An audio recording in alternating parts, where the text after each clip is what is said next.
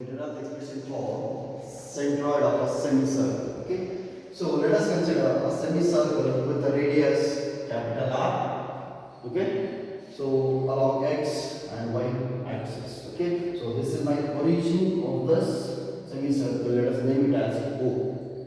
Now we'll consider a small elementary question as we discussed in the previous video or in the previous concept. We normally consider small elementary portion and again integrate with respect to some limits. Okay, now so let us consider small elementary portion. This one. Okay, this is small elementary portion of the thickness dr and it is located at a distance. So this is nothing but your small r. Let us consider small r and it is inclined at an angle theta. Okay, so this member is placed at some angle theta. So let us consider this is the change in the angle, that is from this point to this point. So let us consider as d theta. Okay. Now I will consider the small elementary portion. So what will be the small elementary portion area? So normally again we consider this as a small rectangle shape. So rectangle. What is the area of the rectangle? It is length into breadth. So this is what thickness dr and what is this? This is the your circumference and we know your arc. What is your arc length? Which is having an angle theta and angle d theta and radius r. So it is nothing but your r into d theta. So the area of the element is r d theta into dr. This is a small elementary portion that we have considered. Now let us have the movement about your diametrical axis x. Okay, so what is your movement of diametrical axis into your area into the distance. So what is this area? It is nothing but same. It is r d theta into dr is your area and this is your distance, vertical distance. So this is r which is inclined at some angle theta. So what is this vertical distance? So we know, for example, if we have any component which is inclined at an angle theta. So how to find this one? So we need to consider it as a right angle triangle. So if I consider it as a right angle triangle and this is theta. If I consider this as theta, so what is this side? So it's nothing but your opposite side. So what is sin theta? Sin theta is nothing but opposite by hypotenuse. So this I need opposite side and what is this hypotenuse? So similarly, r is the hypotenuse value and sin theta. Okay. So from this I will get the value of this distance. That is your vertical distance because we need to measure that one only. This is as pi.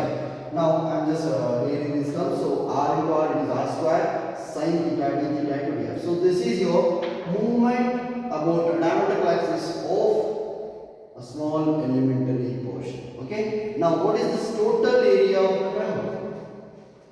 So your total moment of area will be equal to what? You have to consider this complete member, right? When you consider this complete member, it is the limit that is from 0 to because I am going from this point to this point. So what is the total radius? It is the capital R. So that is from 0 to R. This is your first limit. And we have some angle. So it is nothing but your angular system. So when we have angular system, it is nothing but your angles, right? So it is 0 to pi. It moves from this point to this point. So the total angle that is covered is 180 degrees. So pi is nothing but your 180 degrees. So it is 0 to pi, 0 to r, it is r square and sin theta into dr because we know the diametrical moment of a small elementary portion. So this need to be integrated between the two limits, that is 0 to pi and 0 to r. Okay. So first we will integrate this r square with respect to this because I cannot integrate this sin theta because it is with respect to theta. So what is the integration of your r square? It is r cube by 3. So it is r cube by 3 and I am applying the limit 0 to r. So it is r cube by 3. It's a capital R by 3. And what is the integration of sin theta with respect to theta?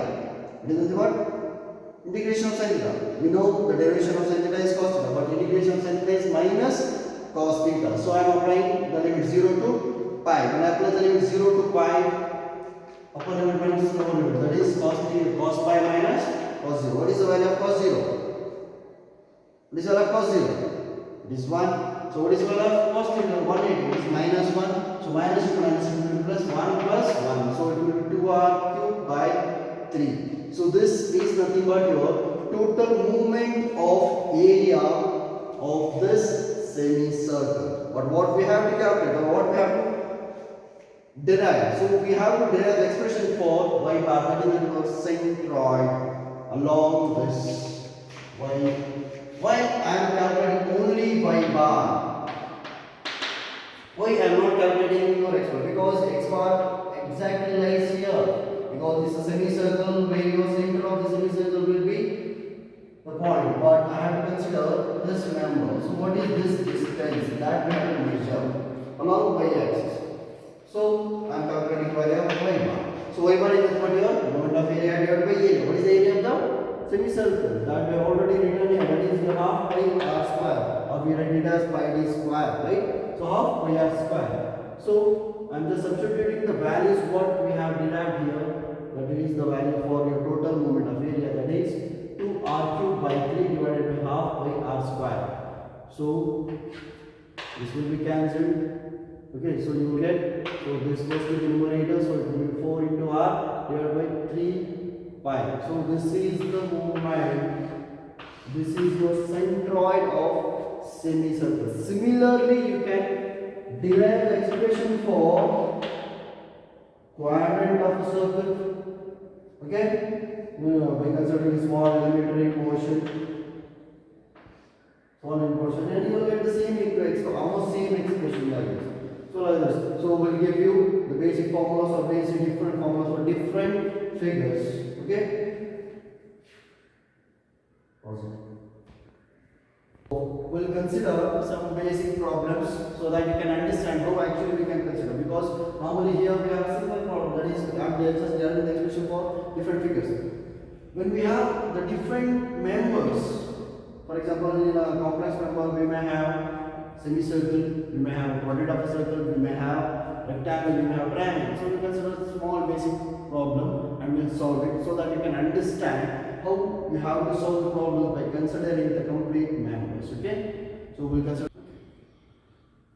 Now let us consider a problem. So I have considered a problem here. So now I have to calculate what is the centroid of this member. So where actually the centroid is located. So we'll divide this problem into three different parts. That is your first element, this is your second element, and this is your third element. So first element I consider as a semicircle, second element we consider as a rectangle, and third one is considered as a triangle. So the rectangle is 6 into 4, and your triangle height is 4 meters, and the base side is 3 meters.